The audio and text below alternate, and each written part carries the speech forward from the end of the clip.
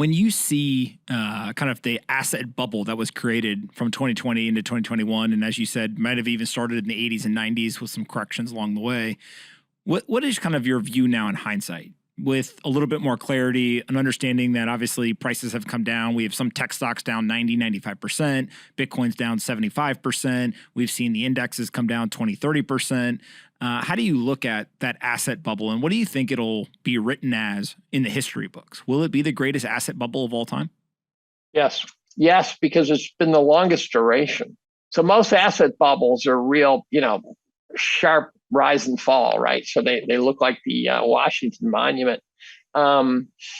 This thing has built over years. I really do think the market's left fair value. I look at 25 metrics of valuation, and you can say, well, this metric shows this. I go, look, I've got 25 that all kind of line up. They all show that around 1994, the markets just took off. And a valuation metric is the price of the market relative to something that the market ought to track. And so, everyone likes Buffett's because it's priced to GDP. You go, well, the GDP is screwed up because for two things. One is it's inflation corrected, but the inflation numbers suck. So you can make the argument that it's that the market's even more overvalued using that. But then others point out, well, the GDP of U.S. companies, the S&P 500, are now much more global, and so price of GDP is not a good metric anymore. And I go, but that's a regressible situation too. That can be regressed to the mean. If we deglobalize, that's all going away. And so that could be just a trend line that's not a forever trend line.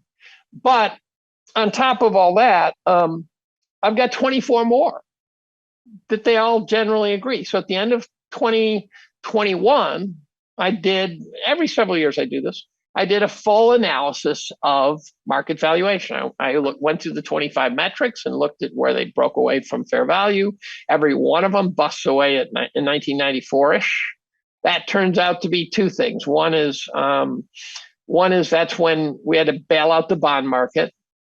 And the second thing that Mike Green came in on, and I can't disagree with him, I was on a Twitter Spaces or something. Green jumped in. And I think he thought I had it wrong. But I think he was actually saying in addition.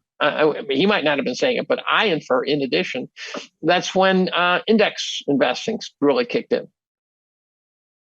And so propelled by mindless money and a generous Fed, and the Fed just decided they just liked what they were doing. They just got a kick out of it. They started in 1981 with interest rates so high. They had so much runway to work with to bring down interest rates methodically. And it's almost linear, right? If you look at interest rates, it's almost like they said, okay, we can get 30 or 40 years of dropping rates if we do this right. It's almost like someone saw that.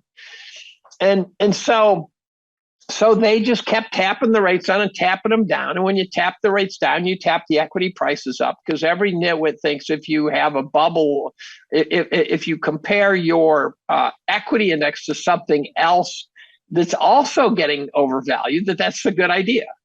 So if you want to say, the Fed model, which says that stocks are fair valued because interest rates are low, well, that's fine, but it's like saying that buying a Toyota Camry for $100,000 is fine because a Honda Accord also costs $100,000. It's a bad metric, and interest rates won't stay low forever. It feels like forever, right? 40 years of dropping rates feels like forever, but it's not forever. And now they're going up, and the equity market is now ignoring that. So interest rates have gone the 10 years. Almost, it's doubled at least, right? More. And equities didn't cut in half. A few select companies did, but the equity market has taken off the froth that goes back less than 2 years. Do you really think 2 years of growing froth is all there is to this bear market? And I think not. I think that's a farcically minor amount of correction. I think we're going to go. And by the way, my friend at that founders dinner, who shall remain nameless in a public podcast, said he thought the last two bull markets are going to be given back. And when I tried to pin him down, he wouldn't say what his definition of a bull market was. My definition is 2009 to 2022 is one, and 2003 to 2009, 7 is another. I'll give them that. You give back those two, now we're back into triple digit S&P. You think that's going to happen? No, I don't think in nominal dollars it'll happen. I think the S&P should be sitting in the teens somewhere right now. There's a lot of people who that would scare the shit out of them. I hope so. And do you? It should. And why do you think that even though the Fed has been aggressively hiking interest rates and creating tighter financial conditions over the last 12 months, and we have seen 20, 30% corrections in the indexes and some of the other assets coming down? But what's the S&P right now? It's like down, what, 12% or something? Something, yeah. And that's nothing. So do you think that the Fed and those tighter financial conditions just don't have the same impact? Or what gets us a deeper drawdown than what we've already seen? It's recency bias. It's there's a stickiness to the system. So if you convince people that every dip should be bought, then for a long time every dip will be bought, and then over time these dip buyers will start getting hurt. They'll start going, I bought the dip, and for a while I was doing okay, but the lower highs, lower lows model is how they grind you to dust. And my favorite one, there's bear markets that you can look at as models. The Nikkei topped in 89. And it took, 15, 18 years to plumb the bottom.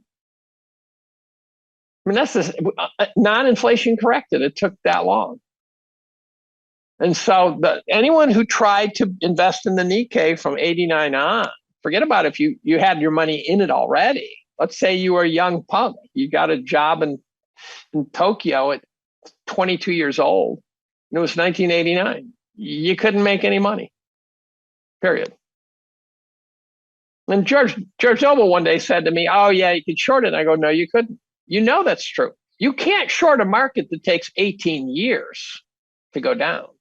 Do you feel like that is what is possible here? Do you think we could be in I think it's probable. You think that it is probable that the U.S. indexes could be in a bear market for a very long time, whether that's 5+ years or 18 years? Generational. Yeah, I think we're looking at a generational bear market. Unpack this a little bit more, because I think this is okay. Something that people are not hearing from many people. Okay, so I made a chart using Ron Grease's chart and ChemDraw to add the arrows.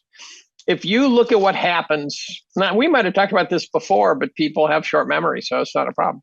If you look at what happens from the top, 06 top, 1929 top, 1967 top, whatever, you look at what happens from that point on.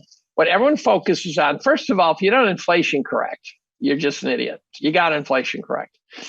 You can include dividends.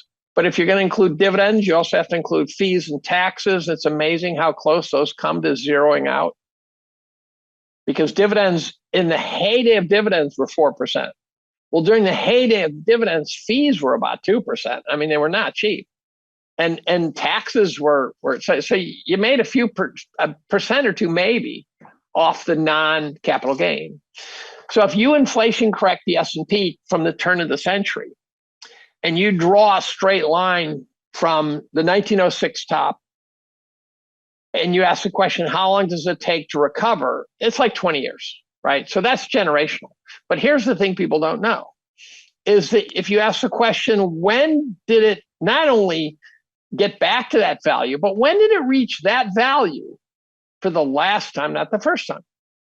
And so usually you finally break through the 20-year-old value, and by the way, Europe is at right now. Europe has been treading water for 20 years. Germany, big economy, has been treading water for 20 years. So in any event, so you go from 1906, about 20 years later, I think it recovers. And then it goes up for a while, and then it comes back down, and it's amazing. It came right back down to that same value as 1906, 75 years later.